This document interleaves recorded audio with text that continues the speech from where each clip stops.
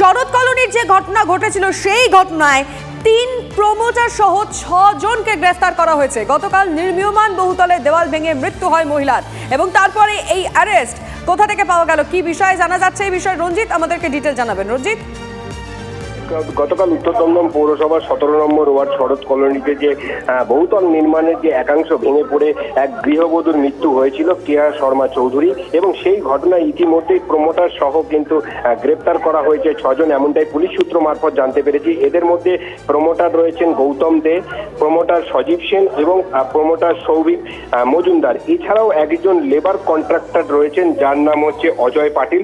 এছাড়াও 2 জন labour in charge রয়েছেন, তাদেরকে কিন্তু ইতিমধ্যেই কিন্তু গ্রেপ্তার করা হয়েছে, এমনটাই পুলিশ সূত্র মারফত খবর। এদের বিরুদ্ধে দেখো অনিচ্ছাকৃত খুনের মামলা এবং এছাড়াও নিম্নমানের ইমারতি সামগ্রী দিয়ে তৈরি করা একাধিক ধারায় মামলা রুজু করা হয়েছে এবং ধৃতদের কিন্তু আজ ব্যারাকপুর আদালতে পেশ করে নিজেদের হেফাজতে নেবারও আবেদন জানাবে।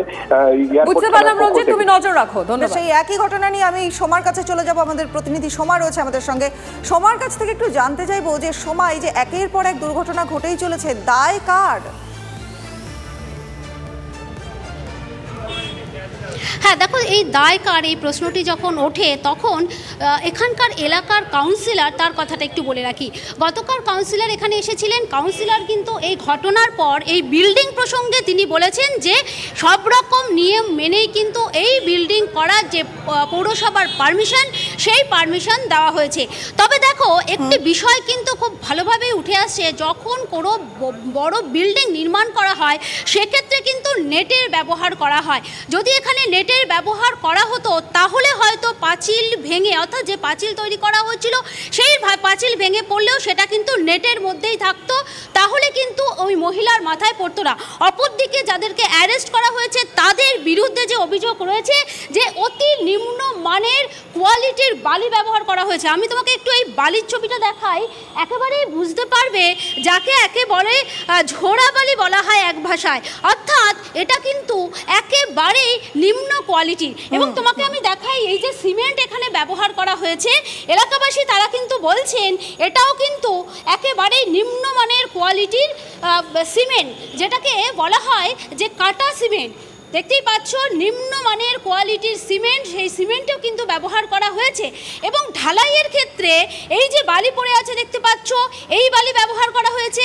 এই যে ঢালাইয়ের কাজটা চলছিল, অর্থাৎ দেখো বালি এবং স্টোন চিপ দিয়ে যে ঢালাই করা হয়েছে সেই ঢালাই। ধন্যবাদ সোমা। তার মানে এত অনিয়ম একটার পর একটা দেখতে পাওয়া যাচ্ছে। আমরা শুনে নেবো এবার বিরোধীদের বক্তব্য, তারা কি বলছেন।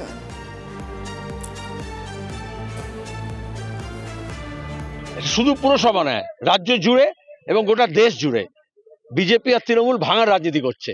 বাড়ি ভাঙছে, ব্রিজ ভাঙছে, মানুষের সম্পর্ক ভাঙছে, ঐক্য ভাঙছে, সংসদীয় ব্যবস্থাকে ভাঙছে, ধর্মপ্রথার নীতিকে ভাঙছে। এগুলো সব প্রতীকী।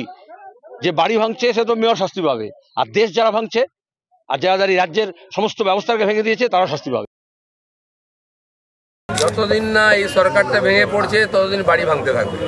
কারণ এই যে কাটমানি খেয়ে বা ঘুষ দিয়ে পুরোনো বাড়িতে লোককে রেখে তাদের জীবনকে সংকটে রাখা হয়েছে, যে দুর্ঘটনা হচ্ছে তার দায় কে নেবে? কটা টাকা দিলে হয়ে যাবে? এরপরে চেতলার খবর দেখাবো। চেতলার যে খবর নিয়ে ইতিমধ্যে আলোচনা শুরু হয়ে গিয়েছে, রনিতা, খুব স্বাভাবিক, কারণ খোদ মেয়রের এলাকায় যদি এরকম ঘটনা ঘটে তাহলে বাকি এলাকায় কি পরিদর্শন হবে, বাকি এলাকায় তৎপরতা কোথায়, নজরদারি কোথায়? চেতলায় মেয়রের ওয়ার্ডে, তার নিজের ওয়ার্ডে বাড়ির একাংশ ভেঙে পড়েছে। আজকে ভোরে একটি বাড়ির বারান্দার একাংশ ভেঙে পড়ে, আর ঘটনার পরই এলাকায় আতঙ্ক ছড়ায়। খুব স্বাভাবিকভাবেই যে কোনো সময় বড় দুর্ঘটনা ঘটতে পারত। যারা প্রত্যক্ষদর্শী, যারা সেখানে থাকেন, স্থানীয়রা তাই বলছেন। আমি বাড়ি সম্পর্কে একটু জানতে চাইবো। সায়ন্ত আমাদের সঙ্গে রয়েছেন। সায়ন্ত, মেয়রের ওয়ার্ড, সেখানে কারোর কি কোনোদিন এই বাড়ির নজরে পড়েনি? এই বাড়ি নিয়ে কি কখনো কোনো অভিযোগ আগে এসেছিল? সায়ন্ত, কি খবর রয়েছে বিষয়? দেখো, যে বাড়িতে ঘটনাটি ঘটেছে, অর্থাৎ এই 1/3 পরমহংসদেব রোড, এই বাড়িটি নিয়ে কিন্তু কারোর কোনোদিন কোনো অভিযোগ আসেনি। কারণ এলাকার বাসিন্দাদের দাবি যে এই বাড়িটি প্রায় 100 বছরের পুরনো, কিন্তু যেটা রক্ষণাবেক্ষণ, মেনটেন্যান্সের কাজ অত্যন্ত ভালোভাবে হয়। বাড়ির মালিক যেটা জানাচ্ছেন আমাদের যে এই বাড়িটির যে জায়গাটা ভেঙে পড়েছে সেটা প্রায় 11 মাস আগে তারা কিন্তু মেরামত করেছিলেন, কিন্তু মেরামতের পর কেন ভেঙে পড়লো তারাও বিষয়টি যথেষ্ট দিশাহীন অবস্থায় রয়েছে। আর যেভাবে ভেঙে পড়েছে তারাও আতঙ্কে, কারণ ভোর রাতে ভেঙে পড়ার পর তাদের চোখেও ঘুম নেই এমনই দাবি করেছেন। যদিও তুমি নজরদারির কথা বলছো, তো গার্ডেন রিচ, তোপসিয়া, চেতলা, খোদ 82 নম্বর ওয়ার্ড, মেয়রের ওয়ার্ড, নজরদারি যে কতটা ঠুনকো সেটা কিন্তু বারবার এই ঘটনায় প্রমাণ করে দিচ্ছে। পুরনো বাড়িগুলোতে যে ধরনের নজরদারি দেখা দরকার, যে ধরনের মানুষকে সচেতন করা দরকার, পুরসভা কিন্তু শুধুমাত্র সাংবাদিক বৈঠক করেই ক্ষান্ত থাকছে, বাকি কোনো কাজ নেই। নজরদারি যেটুকু দরকার মানে 100 বছরের পুরনো বাড়ির মেইনটেনেন্স তো কোনোভাবে রং করে দিলেই হবে না, সেই মেইনটেনেন্স হতে হবে সেই লেভেলে, কারণ সেই বাড়ি অনেক বছরের পুরনো। ভিতর দিয়ে কোথাও চাই খসে পড়লে কি হবে? আজ ভোরবেলা যে ঘটনা ঘটলো আরো বড় কোনো বিপদ ঘটে যেতে পারতো। প্রশ্ন তুলছে TV9 বাংলা, যে কদিন যে কোনো ঘটনায় যখনই এরকম ঘটনা আমরা দেখেছি, বারংবার TV9 বাংলায় সেই সমস্ত সাধারণ মানুষের পাশে দাঁড়িয়েছে। একটা মৃত্যু দেখেছি আমরা, একটার পর একটা মৃত্যু দেখেছি, কিন্তু কোথায় কি, কোথায় তৎপরতা? কেন্দ্রীয় প্রতিমন্ত্রী সুভাষ সরকার কি বলছেন এই বিষয়ে শুনবো। মানে ভাবতেই পারা যাচ্ছে না, একের পর এক এরকম মৃত্যু হচ্ছে। মানে তৃণমূল দলটা মানে কি ধরনের কাটমানি খেয়েছে সর্বত্র, সব জায়গায় সমস্ত কনস্ট্রাকশনে কাটমানি, সেখানে মানে এতজনের ভাগ হয়েছে, যার ফলে কোনো কনস্ট্রাকশন ঠিকঠাক হয়নি, সে সরকারি হোক আর প্রাইভেট হোক। কলকাতার মেয়রের ওয়ার্ড এই এলাকাটা, সেটাই তো বলতে চাইছি, কলকাতার মেয়রই হোক আর সাধারণ কাউন্সিলরই হোক, সমস্ত ওয়ার্ডের অবস্থা এক।